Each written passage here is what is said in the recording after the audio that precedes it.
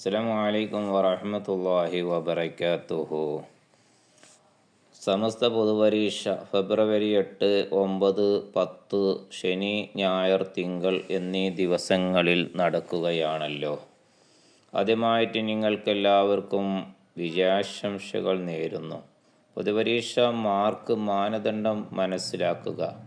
അത് നമുക്ക് അനുയോജ്യമായിരിക്കും വിജയപ്രദമാവാനും പരീക്ഷയെ നേരിടാനും.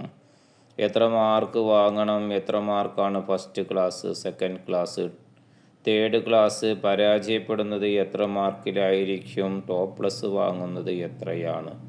എല്ലാവരും ടോപ്പ് പ്ലസ് വാങ്ങാനാണ് കഠിനാധ്വാനം ചെയ്യുന്നതും പഠിക്കുന്നതും ശ്രമിക്കുന്നതും പ്രാർത്ഥിക്കുന്നതും.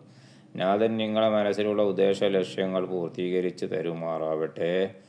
ആദ്യമായിട്ട് നമുക്ക് മാർക്ക് മാനദണ്ഡത്തെക്കുറിച്ചൊന്ന് പറയാം. ടോപ്പ് പ്ലസ് വരുന്നത് 97 മാർക്ക് മുതൽ 100 വരെ ടോപ്പ് പ്ലസ് ആയിട്ട് പരിഗണിക്കും. മറ്റേ ഡിസ്റ്റിങ്ഷൻ പരിപാടി മാർക്കാണെങ്കിൽ 80 മാർക്ക് മുതൽ 96 മാർക്ക് വരെയാണ് പരിഗണിക്കുന്നത്. ഫസ്റ്റ് ക്ലാസ് 60 മുതൽ 79 വരെ മാർക്ക് വാങ്ങിയാൽ അതെല്ലാം ഫസ്റ്റ് ക്ലാസ്സിൽ ഉൾപ്പെടും. അതുപോലെ സെക്കൻഡ് ക്ലാസ്സിൽ ഉൾപ്പെടണമെങ്കിൽ 50 മാർക്ക് മുതൽ 59 മാർക്ക് വരെയായിരിക്കും. തേർഡ് ആണെങ്കിൽ 30 മുതൽ 49 മാർക്ക്.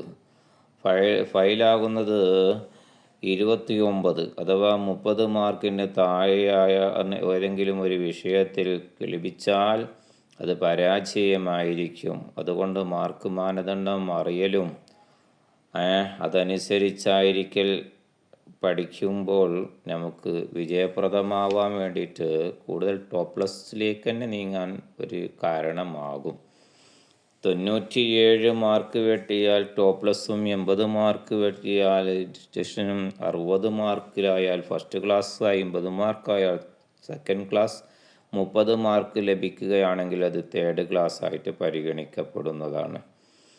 വിജയിക്കാനുള്ള മാർക്ക് എല്ലാ വിഷയങ്ങളിലും 30 ലഭിച്ചാൽ അവർ വിജയിയായി പരിഗണിക്കപ്പെടും. തോൽവി ഏതെങ്കിലും ഒരു വിഷയത്തിൽ 30-ന് താഴെയാണ് ലഭിച്ചതെങ്കിൽ അവർ പരാജയപ്പെട്ടതായിട്ടാണ് കണക്കാക്കുക. അതുകൊണ്ട് കൃത്യമായ പ്ലാനിങ്ങിലൂടെ പഠിക്കുക, ഉന്നത വിജയം നേടുക. നാഥൻ അനുഗ്രഹിക്കട്ടെ. ഇൻഷാ അല്ലാഹ്. എല്ലാവർക്കും ഒരിക്കൽ കൂടി വിജയാശംസകൾ നേരുന്നു.